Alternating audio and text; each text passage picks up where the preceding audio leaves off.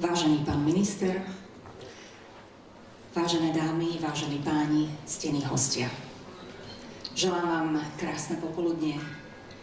Verím, že prežijeme naozaj pekné chvíle spoločne. Medzinárodný deň Rómov si pripomíname od roku 1990 na počesť prvého celosvetového stretnutia Rómov, ktoré sa konalo v roku 1971 v anglickom Orpingtone. Opäť si tak pripomíname pestrosť rómskej kultúry, ale aj duchovných tradícií a v podstate aj históriu najväčšej európskej etnickej menšiny ľudí, ktorí žijú v Európe takmer 1000 rokov. Rómska hymna zaznie v podaní speváčky, ktorá si hovorí Gitana, preto si vás dovoľujem vyzvať, aby ste počas tejto hymnickej piesne opäť povstali. Ďakujem.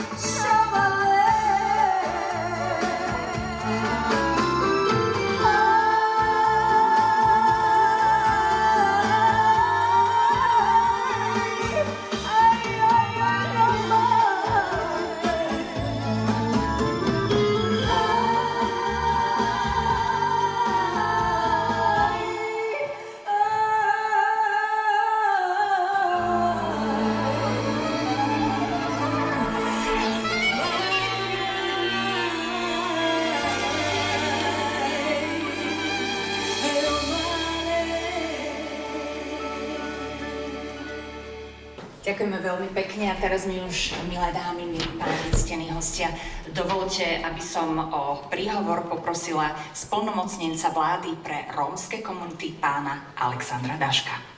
Dámy a páni, ja viem, že mal by som začať podľa protokolu, začnem neskôr. Viete, keď ste prichádzali, tak som mal taký pocit, to je to, o čom sa my, náš úrad, spoločne aj s vami snažíme o inklúziu. Toto je tá skutočná inklúzia. Tu sme všetci bratia a sestry a koniec koncov, teraz som sa vonku dozvedel, že pán minister je bratranec. Samozrejme, berte to s humorom, ale naozaj, takto by sme sa mali správať všetci k sebe, to je jedno. Ja vždy hovorím a stále to budem hovoriť. Téma MRK alebo rómskej komunity by nemala poznať politické tričko, vierovyznanie, takisto farbu pleti. Takže to je na začiatok a teraz dovolte oficiálne.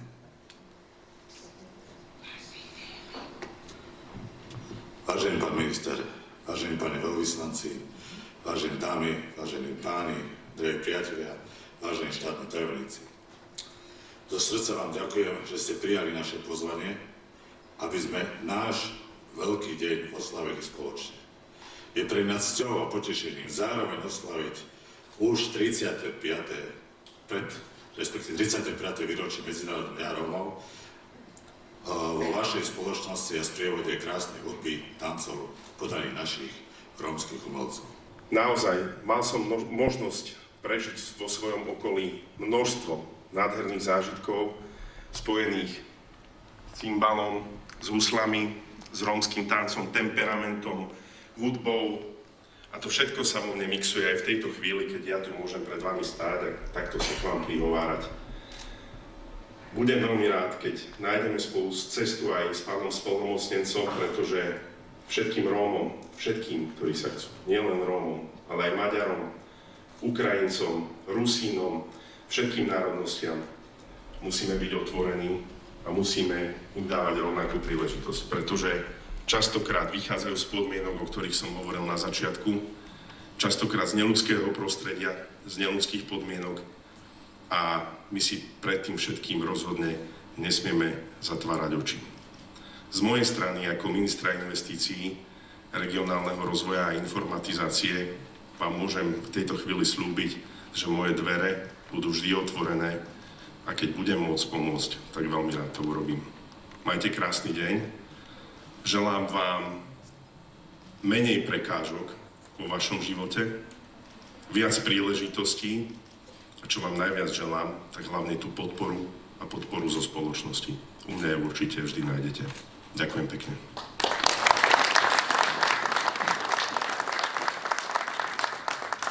Ďakujem pekne, pán minister. A teraz by som poprosila o príhovor štátnu tajomníčku Ministerstva spravodlivosti, pani Katarínu Roškováni.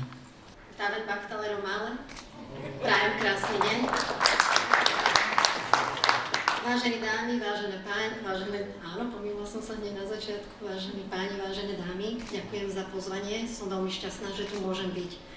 Tak ako povedal pán minister, ja som sa síce narodila v Bratislave, ale celé svoje detstvo aj svoju mladosť som prežila v Košiciach, v centre mesta, kde sme bývali len my a s mojou sestrou a rodičmi a naši rómski spoluobčania, pretože v danom čase sme kúrili ešte uhlím a všetci sa presťahovali do panelákov, kde bolo centrálne kúrenie. Takže naozaj, aj ja som vyrastala v nádhernej hudbe, ale počula som aj ten krik radosti, aj ten plač hnevu a všetky tieto emócie, ktoré sú vám tak veľmi blízke.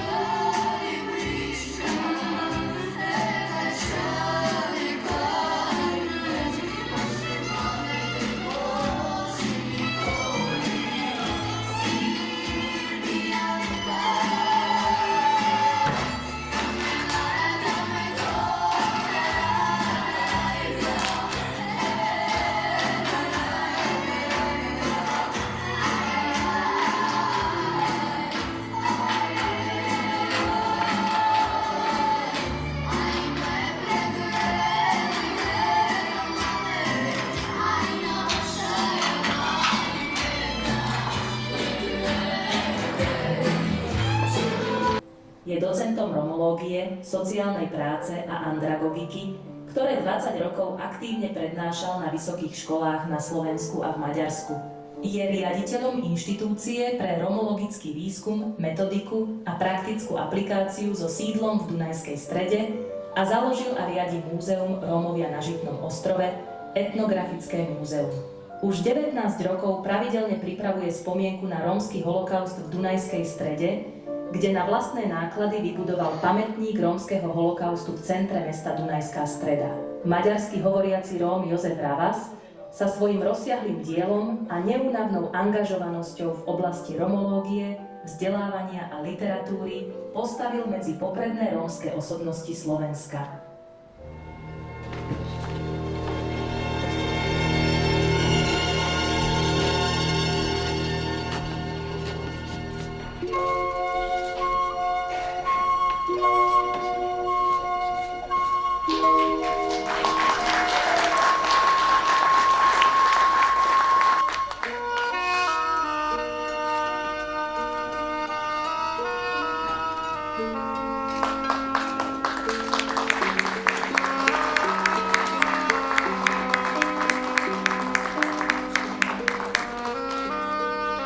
Vaše excelencie,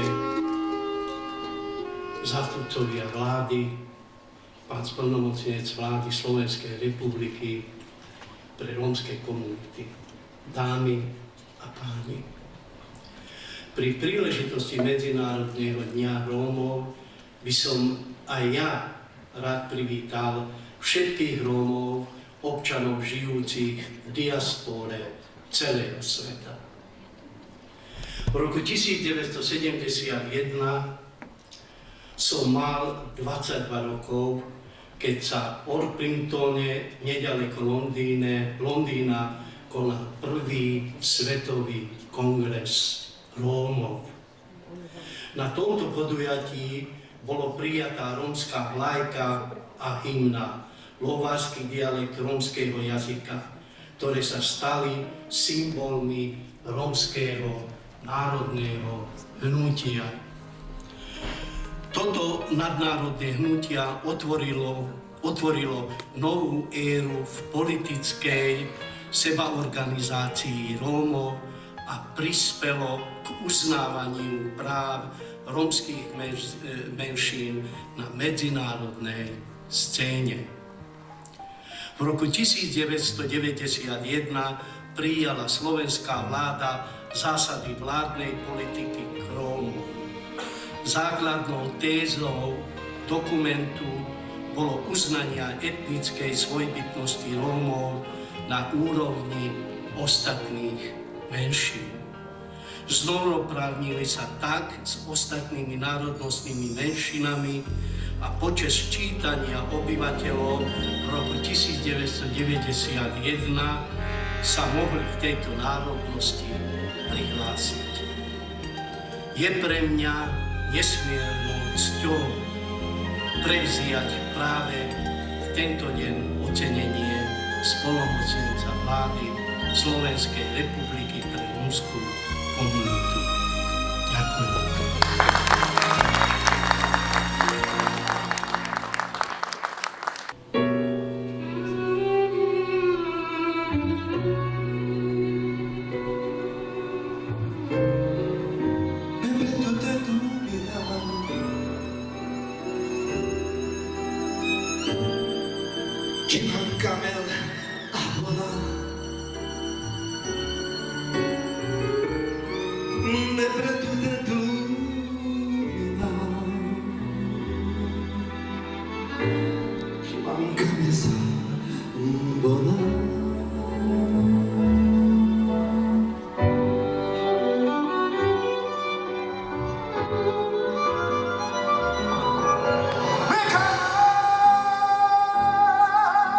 Tu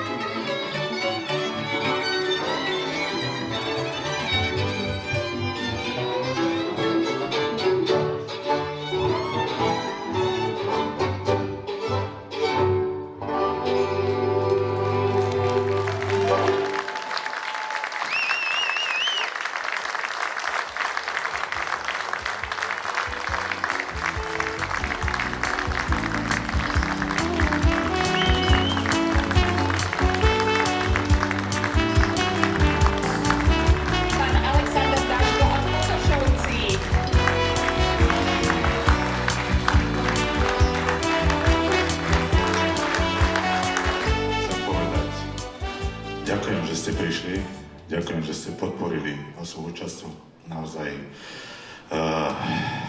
tento fantastický večer. Ďakujem Hanke za profesionalizmus, už tam ani nemám čo rozprávať. Samozrejme ďakujem Pontonu, že nám poskytlo takýto fantastický priestor. Ďakujem všetkým účinkujúcim, ktorí tu účinkovali. Vám starostom, Henke, samozrejme mojim kolegom spolumocnencom a tak ďalej. Ale na záver, dovolte, aby som poďakoval jednému špecifickému úradu spolumocnenca trojanskej komunity, im zamestnancom, ktorí dennodenne sa starajú o to, aby to, o čom snívame stále tých 30 rokov, aby už konečne dostali to, čo majú. Samozrejme, nevieme všetkým vyhovieť, lebo na to, bohužiaľ, potrebujeme ešte niečo, ale verím tomu, možno keď už ja nebudem spolumocnenec, bude môj syn. Ono sa to dedí, viete. Takže možno tí naši Rómovia budú zase žiť tak, ako treba. Takže veľká vďaka mojim zamestnancom úradu spolumocnenca. Ďakujem vám. Pekný večer.